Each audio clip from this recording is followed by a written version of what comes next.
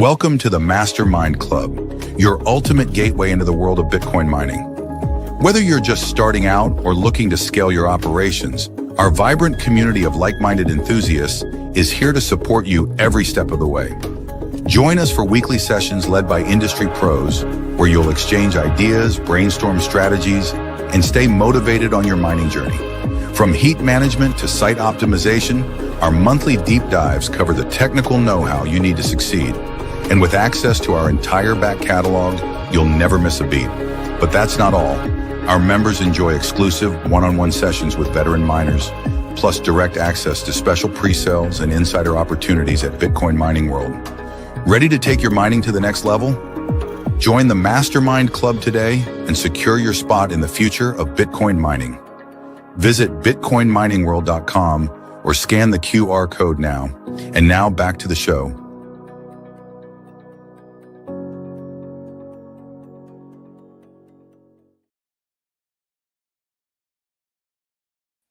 Sorry, guys, my face was gone there for a second. You saw my name, but you didn't see my face. Good morning, Bitcoin miners. How is everyone doing today? I'm Trevor Bello. I am your host of the Mastermind. Well, I'm one of your hosts for the Mastermind Club.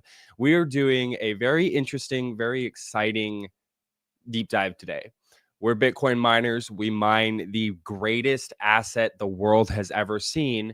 And something that is often overlooked by some of us, not necessarily all of us, is custody. How do we custody the Bitcoin that we mine? How do we make sure that we're storing and safeguarding those assets in a proper manner? So we're going to be going over a different type of custody solution provided by io.finnet. io.finnet is a leading provider of secure enterprise-grade blockchain infrastructure and digital asset management solutions. Their MPC, or I've got to look this up, multi-party computation custody solution, offers a lot, and it's very different than the normal single sig, multi-sig custody solution that you guys are used to seeing. So today, our guest is Michael Cunningham. He is the head of digital assets over there at io.finnet. And it's going to be a very, like I said, it's going to be a very interesting conversation today, a very, very informational podcast. It's not a podcast, Trevor.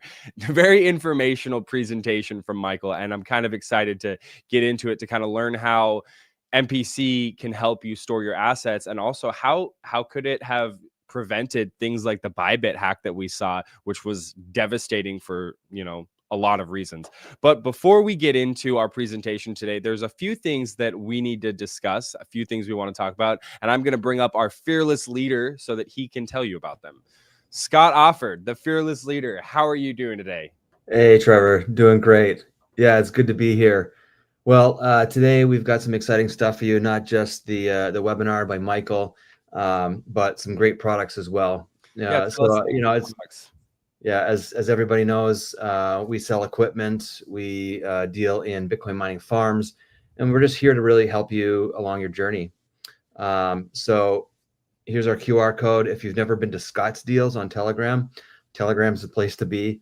Definitely join. So scan that QR code with my face right there. It's a wonderful place. So one deal that we have for you today is we have 1,000 of these used M30 Plus, M30S, and they're located in Dubai. Just under $300 a unit right now. So you get an extra 2% for free instead of a warranty. But they are tested, and you get a video, and you get the serial number provided when you buy them. Another product we have is actually in United States, just a very small lot, but we have 2 of these S19K Pros. They're 120 terahash. They're brand new. So $1,260 per unit. You can buy 1 at a time or 2 if you'd like. Normally we are offering large lots, but in this circumstance, you can scoop up 1 or 2. So check that out. Yeah, I think that's really helpful for, the smaller guys, the people who are looking into heat reuse. Those K Pros are absolutely incredible units. I love my K Pro, and I think that that's not a bad price to pay for a brand new K Pro, because I don't think they're making those new anymore, are they? Did they stop the production line of the K Pros? Yeah, I'm pretty sure. Yeah, they moved on to the 21s, and who else knows what's next? Yeah, for sure. So, well, thank you, Scott. And the last thing we want to tell you guys about before I let Scott go and we get into our presentation today, we have a meetup that's happening in Fort Lauderdale on the 26th of March. This will be after it's during the conference, but after the conference. So come hang out if you're going to be at just spacing. If you're going to be at the Mining Disrupt. Thank you, Scott. What is wrong with my brain today? Anyways, I can't think, but that's okay. I don't need to. Fort Lauderdale, Mining Disrupt. We're going to be doing this meetup with Mining Mafia. Who else is there? Brains, ASIC Plug, and ASIC Miner Repair. ASIC Miner Repair. So it's going to be a great opportunity for anybody to come out and talk about Bitcoin mining, which is what we love. So, that's it's a great thing. Scott, Yeah. is there anything else that you're excited about that we're doing here in the future? Well, I am still very excited about this Mining Mafia meetup in Fort Lauderdale on the March 26th. And here's a quick video about that. Bitcoin mining isn't just an industry, it's a movement, a network of pioneers. And this March, we're taking it underground. Join Bitcoin Mining World, Brains, ASIC Repair Parts, and ASIC Plug for an exclusive night of networking with the Twitter community, Mining Mafia for music, food, and drinks with the biggest names in the game. Meet the top players in Bitcoin mining, face-to-face, March 26th, Fort Lauderdale, right across from Mining Disrupt. Don't just mine Bitcoin, mine opportunities. RSVP now.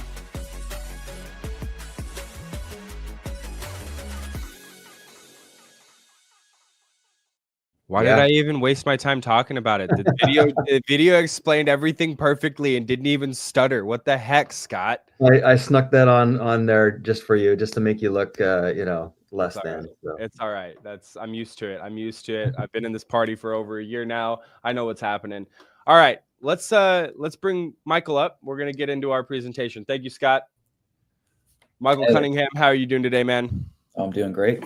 Awesome. Happy to be here. Thank you for being here. It's always good to come on and talk about custody solutions. Nobody really thinks about this, especially Bitcoin miners. We're all excited about mining Bitcoin, but we're not really talking about how we're custodying our Bitcoin. I actually had one of our mastermind guys but he was talking to me about, what custody solution he should use. And I pointed him towards, a standard hardware wallet, and then kind of had to help walk him through setting it up and whatnot. And I think that that's always great. It's fine, having a cold wallet solution. But today we're going to be talking about something that's a little bit different. It goes in you're going to be going in depth about what you provide and how it differentiates itself from standard hardware solutions. Yeah, absolutely. I'm looking forward to it. We'll get into the nitty gritty on the differences there as well, and the advantages between, a hardware wallet versus what we have on our platform. So, yeah, I mean, real quick before we dive straight in, do you want to just tell the audience who you are? I know I told them that you're the head of digital assets over there, but who is Michael Cunningham? Yeah, sure thing. So I am Miami-based. I've been with io.finnet from day one back in 2021. And before that, I was the head of custody at an OTC desk and custodian in the Bahamas. That was a sister company to a private bank down there. I set up the custody solution and helped get that off the ground and grew that business from $0 in custody to over 9 figures. So yeah, that is, I guess, my background in the space for custody. And along the way, learned a lot of things and have been applying that in this role with io.finnet and those lessons there, and how to secure assets at scale, but also how to do it securely, as an individual at home, even. Yeah, I think that's important, that we're not just talking to the large industrial guys or the businesses that are building out hundreds of megawatts. We're talking to the little guys too. This solution works for everyone, and it's very interesting. Obviously, I haven't tried MPC custody solutions yet, but I would like to get into it and learn more about it, because it's intriguing to me. And I think if there's a better solution out there for custodying your assets, which it's very important, then it just makes sense that you should go with the best that you can get. So, I mean, without further ado, let's dive into your presentation. I'm going to do this, and I'm going to do this. So I give you the reins, and I will be here, and maybe I'll ask a couple questions. Maybe we'll just bounce back and forth. Guys, remember, if you have any questions for Michael during this presentation, put them in the chat box, and I will make sure that those get answered during and after the presentation. Michael, take it away. Sure thing. I know most Bitcoiners, when it comes to custody, are more conservative. So hopefully by the end of this, you'll be open-minded to try something that maybe you weren't as familiar with before this presentation. But I will explain why you should consider it. And initially, we'll go into what even is distributed Bitcoin custody here, and talking through these concepts and trying to understand. So if it gets a little bit nitty gritty and technical, rein me back in, Trevor. But will do. Hopefully, we can cover a lot in a good bit of time here. So yeah, starting off. We've done the intros, so we can skip the majority of this. But what we've done specifically is at io.finnet is we build software services as a software as a service product for businesses in the space that need to securely interact with their digital assets, manage them, transact with them, and scale that up as they grow from a business perspective. We'll get into the details on how we make that possible in a second here. Just some quick background on who we are. We were formed in 2021, launched with 6 employees. We've grown to over 35 today, and we have offices in the US, the UK, Singapore, and Cayman. We've been servicing over 100 corporate and institutional clients. So we've seen a lot of growth in a small amount of time. It's been great fun. So we'll just hop right into it. We'll kind of frame this, as you're mining your Bitcoin, like Trevor was saying, it's an often overlooked aspect of what do you do with that Bitcoin when you have it? How do you secure it? And how do you make sure that, you don't fumble that bag? You keep that safe, because, that's what we're all doing this for, right? And there have been countless examples of people screwing that up, unfortunately. And a lot of that tends to happen when you trust someone else to do it for you, instead of putting the work in and understanding how to secure it yourself. And that's important here. So in addition to that, when you have to trust someone else to do it for you, they generally charge you as well. So you have to pay them. That's part of your hard-earned Bitcoin. That affects your bottom line, and you actually aren't certain what they're doing within the back end, as we've seen a few times in the past. FTX, for example, our friend Sam here. I think when they declared bankruptcy, they had less than $100 million in Bitcoin on their balance sheet, relative to several billion in liabilities, specifically in Bitcoin. So that's just goes to show, like, what you can expect when you hand over your Bitcoin to someone else. That's just wild to think about, honestly, that they had over, like, they had barely even like a quarter of what they had in liabilities. And if we followed the hate, verify, don't trust model that we've all been talking about for since the beginning of time, it wouldn't have happened. But yeah, anyway, sorry, continue. Yeah, no worries. I'm sorry to hear that, Lyle. So hopefully you might have success using our product. But that is kind of the core value. We've built a self-custody solution, so you don't have to trust anyone else. We've built it in a way where you don't have to trust us as well, most importantly. But at the same time, right, self-custody is non-trivial. It's challenging. You have to learn a lot, and if you screw it up, the impact is significant, because it can mean the loss of all of your funds and all of your assets there. So we've spent a lot of time investing in how to do this, but do this in a simple way, and helping you guys doing that. So from the point of view of a company, right? This difficulty becomes even more so significant, because as an individual, it's much easier to trust yourself. As a company, it's much harder to trust one single guy with one single private key. And then you have to rely on them for all of these actions. And as if they get hit by a bus, that is the classic analogy. What happens then? Are you prepared, or do you lose everything? What happens if they don't show up to work the next day because they've gone on a perpetual vacation along with all of your Bitcoin? So this is kind of the challenge, right? And historically, people, especially in the Bitcoin space specifically, have found solutions to this by leveraging multi-signature functionality. And Bitcoin is very nice because they've actually implemented this natively on chain, which is fantastic, but it's still a bit challenging to set up initially, and it still comes with some costs.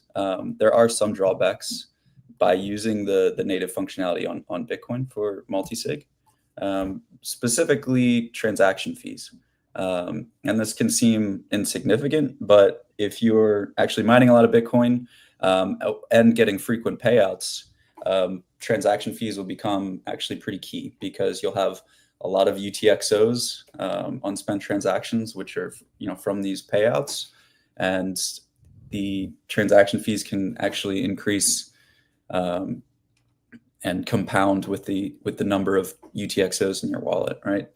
And if you are executing all of your multi-signature logic on the blockchain, you have to actually pay the Bitcoin network in order for it to do that for you. And you have to pay all of the nodes to run that same logic on their systems.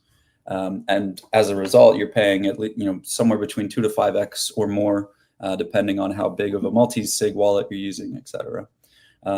The end result is a lot of people just don't go through the hassle of setting up a multi-sig with multiple, hardware wallets, multiple devices in different places, and then the passing around partially signed transactions to each other. On top of all of this, if you're a company and you have an employee that leaves, or better yet, your company is doing really well, you're growing and you're adding more employees, in order to add them into this wallet, you actually can't. You have to go through and set up an entirely new on-chain multi-sig wallet, migrate all of your funds, which again will cost you money, into this new address. And then you have to do that every single time that you have any employee turnover or add any individuals. So this isn't me hating on multi-sig solutions, and you can actually leverage you can compose on-chain multi-sig and what I'm going to describe here as well. If you want to get super paranoid and extra security layers, I think that's great. But just want to highlight some of the drawbacks on multi-sig versus what I'm going to get into, which is called multi-party computation. So what is multi-party computation? It's some fancy term, but the underlying aspect of it is essentially it functions as an off-chain multi-sig, and it utilizes some advanced cryptography to do this. So rather than having a single private key in the background, which is then signs your transaction and submits that, and then you have multiple private keys for different controlling different signatures for a on-chain multi-sig. In the case of our solution, we leverage MPC so that this computation is actually happening off-chain. You don't have a single private key anywhere. It's actually essentially sharded. But the difference is it never even exists in the first place. So leveraging zero-knowledge proofs through this MPC protocol, you're able to generate a public address with distributed cryptographic key material across several different devices. So for a company, you can actually distribute this key material across different devices that are controlled by different individuals on your team, or as an individual, you can distribute it across, or you can generate it in a distributed manner. I guess that's a better way to put it, across on multiple devices of your own that are in different locations. My favorite thing to do in a demo is to have a couple team members, one in the Cayman Islands, myself in Miami, one in London, and we'll create a wallet while we sit there with our own devices in 3 different places in the world. That's immediately secured by those across multiple continents. Michael, real quick, so you're able to create as many of these shards as you want. What happens in the event that, say you've got somebody high up in the C-suites and they leave the company or they pass away? What happens to their shard, and how can you go around that or create a new wallet? How does that work? Yeah, that's a great question. So at the base level here for our product, in our implementation, we actually support M out of N, which is just a way of saying you can have a 2 out of 3 solution, or you can have a 7 out of 12 setup.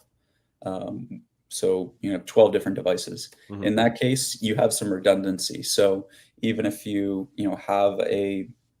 if a member of that what we call a signing party, but the team that's responsible for signing these transactions, if one of them loses their device or passes away, then you haven't lost access to your assets, most importantly, right? Mm-hmm. And there's a second level to this protocol where you can actually go through what's called a reshare, where you can propose a change to the underlying distribution, and if all of the devices then sign off on it and participate in that process, you can actually generate a new set of key material without changing that public address. Yeah. So you can redistribute that. Again, this is very unique to this type of cryptography. But that then allows you to make those changes in an ongoing basis to your team and to those signers on that wallet. And so you can accommodate a new employee coming into the team. You can accommodate employee turnover if they're leaving the company. Okay, awesome. Thank you for answering that. Yeah, of course. That's a big one. Absolutely. And not to mention, because all of this logic is executed, it's enforced cryptographically, and it's executed not on chain. You're only paying for transaction fees. You're paying as though you're signing a single signature transaction. So you're saving on fees there significantly relative to a multi-sig setup on chain. Cool.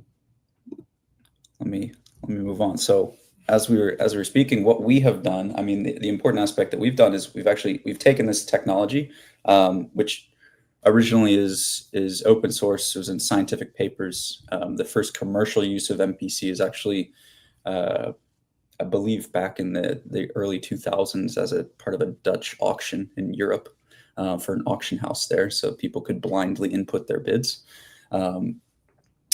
But now we've used it for digital assets, right? For Bitcoin custody. So what we've done is we've taken this technology and now we've built out a professional, but also easy to use, most importantly, platform to leverage this technology without having to be an expert in cryptography. So we have an entire SaaS platform, but built in a way where it still remains self-custody. We don't actually host any of that key material, that sensitive cryptographic material in the backend. We don't ever touch it. We don't ever host it. We don't have any access to it. We can't prevent your access to it. And another really important aspect is we have an open source disaster recovery tool.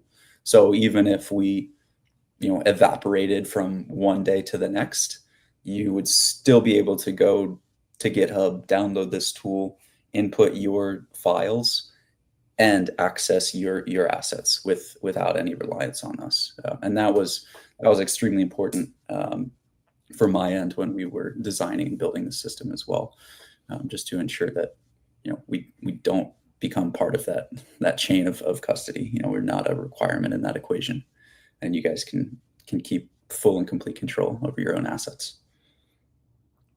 On top of this, then we have some very nice, more enterprise and corporate features where you can actually scale this system. So first of all, there's an API. So if you need to integrate to a statement, generate PDF statements or a tax system or, an internal business system on your own end, it's actually possible, very easy to do that. You can just use an API with a ledger in a vault. Obviously that's more of a challenge. And you can then actually create devices. So every signing device in our system has a hardware-based root of trust. But rather than have individuals that have to manually review and sign every single transaction, we also have a server-based solution. It leverages Intel SGX to operate in a trusted execution environment. So it still has that hardware-based root of trust, but now you can actually scale and completely automate some functions for end-to-end flows. To actually take your Bitcoin, send it on to an exchange to sell it. For example, if you're not too bullish in the moment, unfortunately, I would just keep my Bitcoin, but that's just me. But yeah, obviously for larger operations with more systems, it's capable to actually scale up.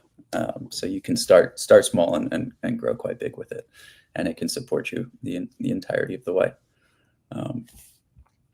So we can go into a little more detail here. And this is sort of the heart of it where I was describing. This is how you can, and this is also how easy we make it to actually distribute key material across your team. So once you set up your team, you'll invite your different team members. They will register their own signing devices. So we utilize iOS devices with their secure enclave hardware. I'll get into that towards the end, but that is FIPS 140 level 2 certified secure enclave. It's actually the same certification as a Ledger Nano device. And then we have the added benefit of that biometric security and authentication on top of that. So once these individuals have registered their device, you'll be able to select their device and then just create a brand new wallet and distribute that key material or generate that key material trustlessly on their device. At the same time, you can set a threshold, anywhere from 2 to 10 today in our platform. We've tested internally over 50. And then you can allocate, how many of these shares. So of the 10, how many does each individual control? So you can even, have those multiple different weights across those individuals. So if, we get maybe Scott back on here, we can give him a couple shares, and then Trevor and I can have one share. And then, either it can be Trevor and I that both need to sign off, or Scott alone, or can take that even further. And it can support any sort of internal. So I have a quick question that popped up. So you can weight the shares is basically what you're saying is like, so if maybe it just like me and you both have to come together to sign, or Scott can do it alone, or I could do it alone. Like these shares can be weighted. Is that what you're saying? Yeah, they can actually be weighted. I mean, obviously, so we wouldn't recommend having like one individual be able to control it all, because so that was a bad example on my part, to be honest, but you can weight them. So if you have a larger team, and you want to give your CEO or your CFO more, sort of authority over like your, operations team members, you can do that in the same platform. So it might be the case where your CFO and just 1 or 2 other people is able to sign something, whereas if he's not involved, it might take 4 or 5. Okay. And that is super key as well, to kind of the value that is here, and that's and the underlying security model.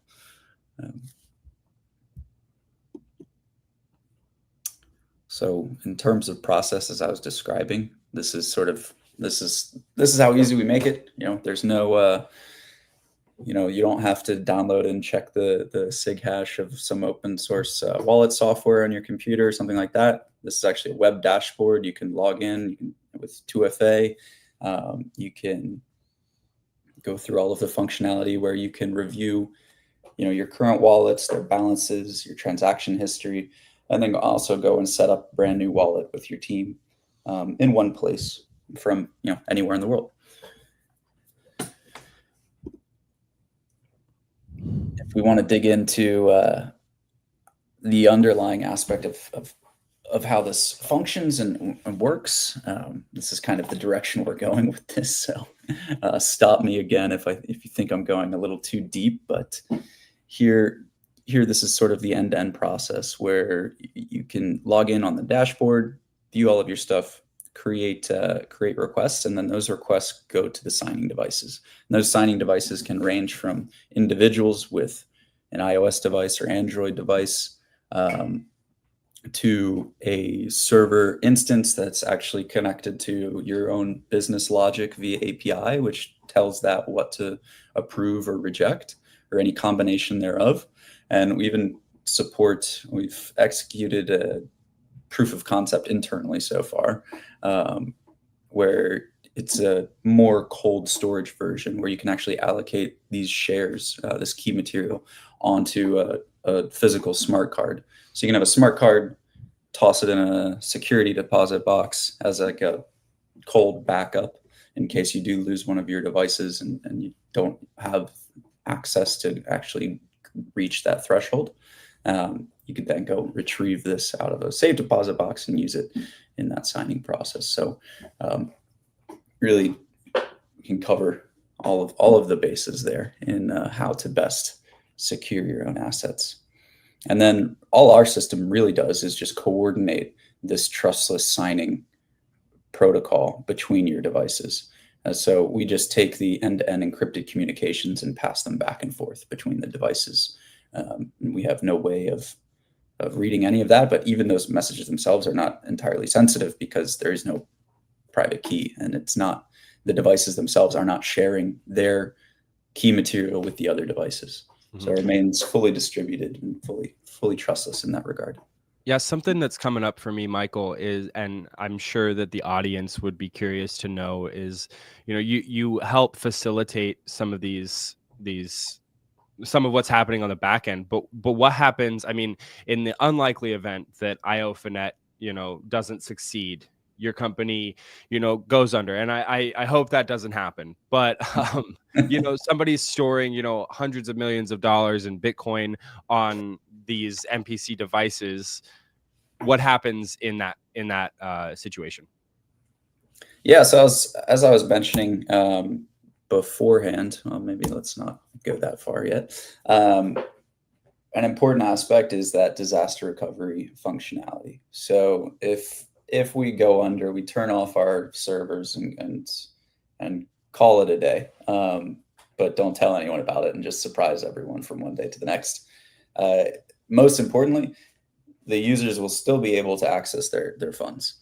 They can go through this disaster recovery tool that is open source. They can download it from GitHub onto their computer. They can input their encrypted files from their signing devices. That's part of that process. And the decryption key that they set up when they register a signing device.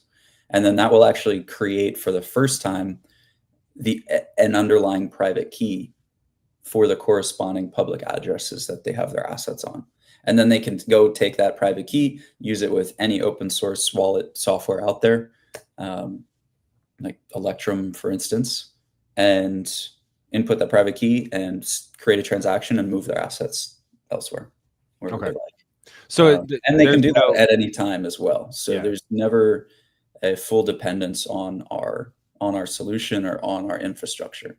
And we can't prevent anyone from moving their assets, most importantly. Okay, that's really good. I think at the end of the day, like, we want to know that we're in control, and no matter what, you know, extenuating circumstance happens, we can take full control of our assets at any time, no matter what. So thank you for answering that. Yeah, absolutely. I think that's a huge part of it, and definitely was super important to me when I was pushing that angle of things internally. Yeah. Again, just kind of an overview of the infrastructure behind the scenes and the part we play, and sort of kind of the flexibility that we offer here. This is an example of a vault that's secured by 5 different devices. So you have 3 physical manual devices that individuals might have, and 2 servers. And so you can distribute weighted shares across all of these different devices, and then you can define, who's controlling what. So in this example here, you have 3 individuals with their own devices, and obviously they're making their own educated decisions on what the transaction is and whether they should approve it or reject it. But then you also have 2 automated signers, these virtual signers, right? And the nice thing about what we've done here is there's a couple different ways that they can act. You can connect it, one, via API to your own internal system, to have specific transactions that it should just automatically approve and sign. And also we have this concept of smart contract based transaction policies. So one, we leverage smart contracts so that the policies themselves are enforced on a blockchain and not on our infrastructure. So even if we got hacked, we couldn't manipulate these smart contracts.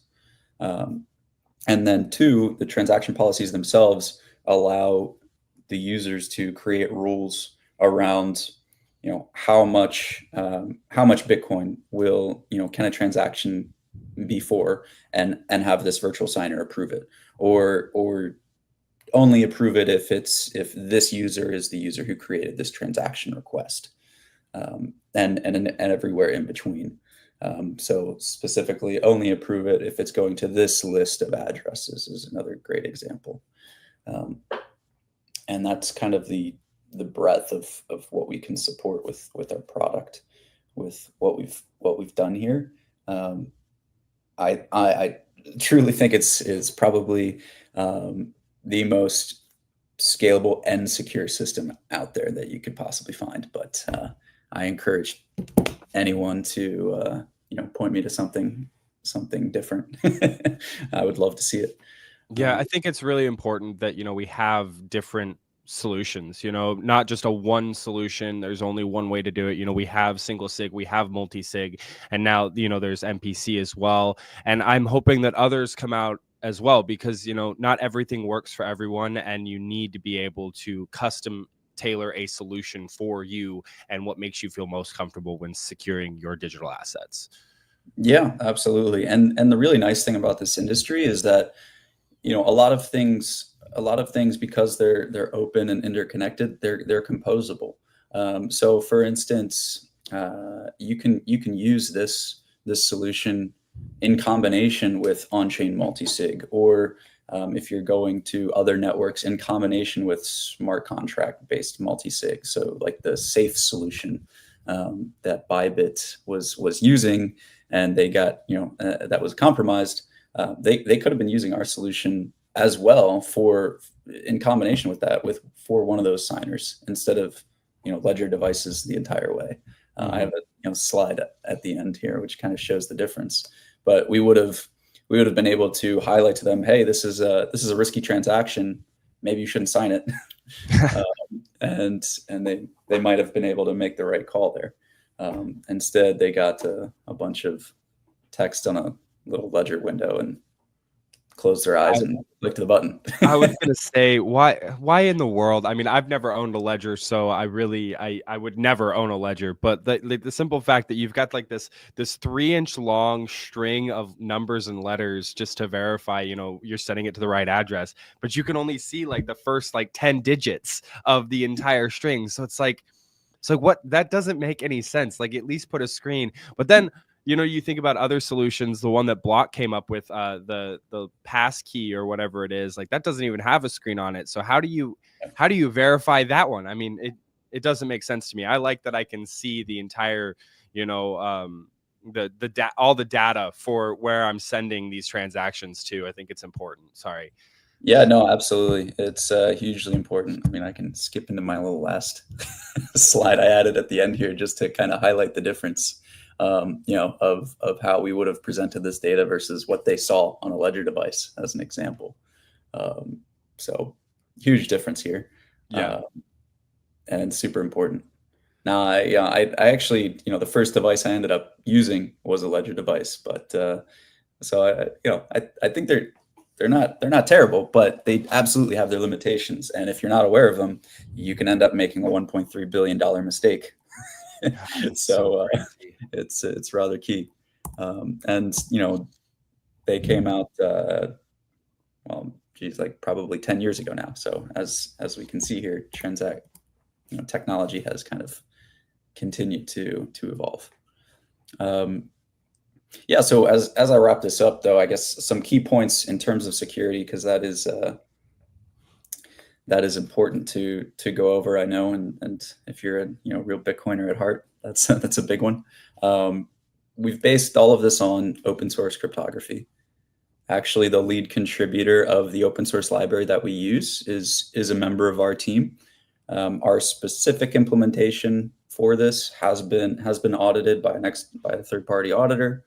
The traditional cybersecurity of the web and mobile applications have been audited by another third-party provider, been pen tested on a regular basis. That's part of our SOC 2 Type 2 certification as well. And the hardware we rely upon, as I was mentioning earlier, is that FIPS 140 level 2, which is same certification level as a ledger device from a hardware perspective. And we get an added benefit of having that extra layer of biometric security for authentication when you're signing as well, on top of everything. So that's just to cover all the bases. Yeah, please go ahead, drop any questions into the chat. I guess one of the other, next question is obviously, what do we charge for this? We come at things and what we try to be extremely fair, and more fair than any other provider in the market, because they all tend to charge based on a percentage of transaction volume or the amount of assets that you're holding on the platform. We don't do that, and as I've pointed out here, we actually have a freemium tier. So if you're moving less than $100,000 worth of Bitcoin a month, you can actually come use our platform for free. So I'd encourage you to go try it out. You can go on our site and sign up, onboard instantly, and set up and create a whole wallet in a matter of minutes. So I'd really love for you guys to see it, and any comments and feedback along the way, I'd love to hear it. So you can find me on Twitter and reach me on anywhere else, LinkedIn. I will also be up there for Mining Disrupt, wearing my Bitcoin t-shirt here. So if you see me, please give me a shout, and happy to answer any questions there in person, and the meetup afterwards. I'll try and make that as well. So hope to see all of you guys there. All right. So I just want to say, let me pull that off the screen. Thank you, Michael, for diving into that. I think it's, like I said at the very beginning, it's very important that we have different custody solutions, and that we understand how our custody solution works, because things happen, things break, we make mistakes, and we don't want to lose $1.8 billion in a very casual, offhanded mistake. So, it's important, and I really appreciate you coming on and, helping us with this. I have a couple of questions while we wait for some other, questions to come in through the chat. I'm curious, what are some of the challenges you see in onboarding traditional financial institutions and just regular people onto your platform? Yeah, so I mean, the first one is challenging in and of itself, because if you don't know what you're doing when it comes to self-custody, you can make mistakes, and those mistakes are incredibly costly. So that's been a huge point of emphasis for us as we've been developing this product and platform, is how can we build this in a way where traditional companies can actually use and leverage self-custody and not screw it up. So usability, ease of use, simplicity has been a huge point of emphasis for us. But then at the same time, under the hood, it's a constant balancing act between, advanced features and flexibility. And for instance, we can support, we support out of the box custom transaction fees. So as a traditional finance user, you're probably not going down that road. But as a Bitcoin miner, maybe you want to submit a transaction to yourself to consolidate your UTXOs, and you want to just put it on the blockchain, and you're willing to wait a day or two for it to get processed. You just don't want to pay $50 or $5. You'd rather pay 50 cents or something along those lines. And we can do that as well. But it's been a challenge for sure to balance both of those things. Yes. Tola is asking a question here. They are working on a 100% on-chain e-commerce platform. Can the trustless MPC tech be used within the platform? Yeah, it absolutely can. So obviously it wasn't a point of emphasis for the presentation, but the other nice thing about MPC is, your same signers can be applicable for your Bitcoin assets, but also for other networks like Ethereum and others outside of that. So for stable coins, for instance, for your e-commerce platform, if you're leveraging those, which I imagine you might be, you can absolutely do that. We also have, for instance, we have an entire decentralized exchange protocol that's building their solution using our virtual signers under the hood. So you can absolutely do that. Happy to chat more on that end as well. So reach out. So I'm curious, how are you guys ensuring compliance with the evolving global regulations while also maintaining user sovereignty? Yeah, so I mean, to be frank, we've skewed far more to user sovereignty, and that was, another nice thing that we're able to do because we have built our solution as a self-custody solution. We don't have the ability to control user assets at the end of the day, so that remains on their shoulders, for better or worse.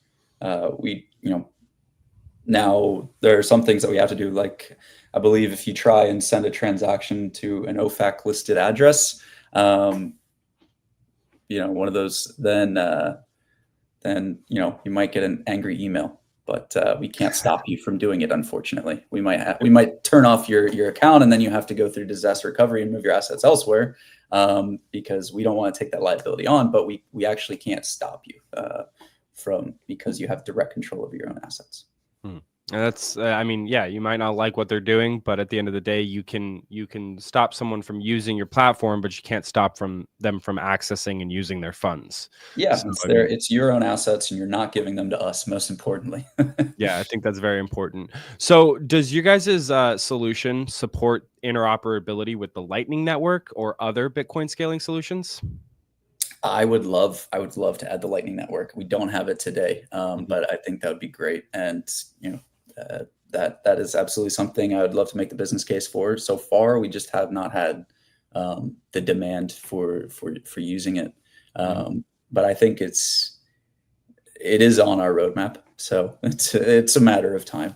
And outside of that, for other solutions, I mean, we've been looking at adding support for Blockstream, for instance, for another one.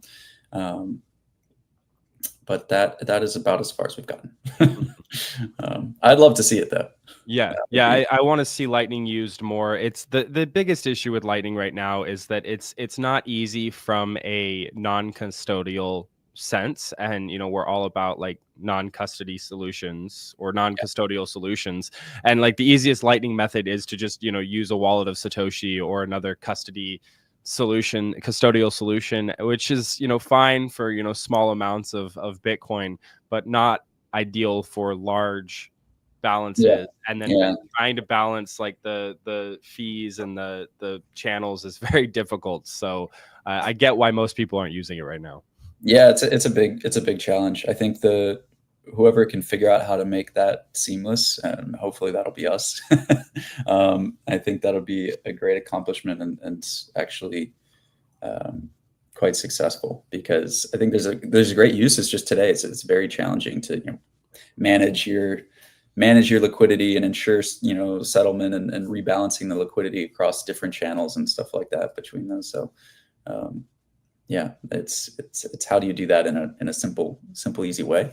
Yeah. support Yeah, it. well, the best thing about open source, protocols and platforms is that we can see development come from all over, and hopefully we come up with better solutions to this. I do think that it's coming. It just takes time. The internet was not an easy thing to navigate back in the 90s. It's a Very lot true. easier to navigate today.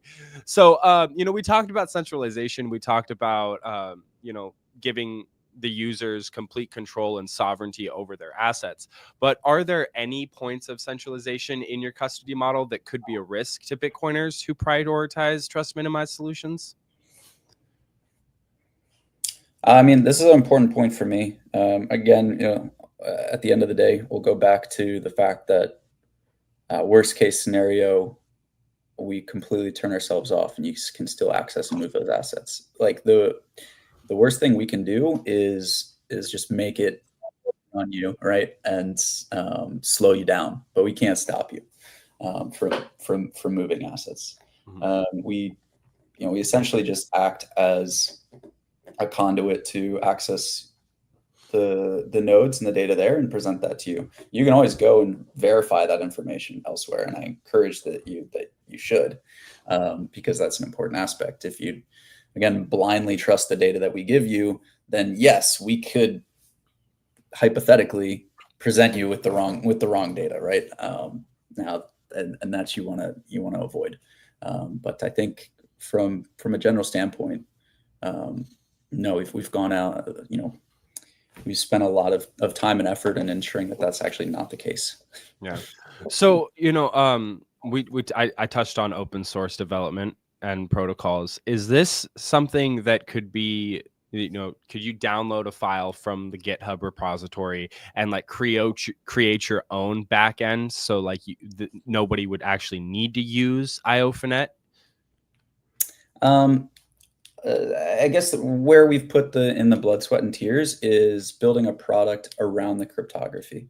So if you have the expertise, you could take the open source cryptography, the libraries out there, and you can build your own software product around that, or you can build your own software tool that you run yourself around that, and get benefit from that same the same MPC, multi-party computation functionality.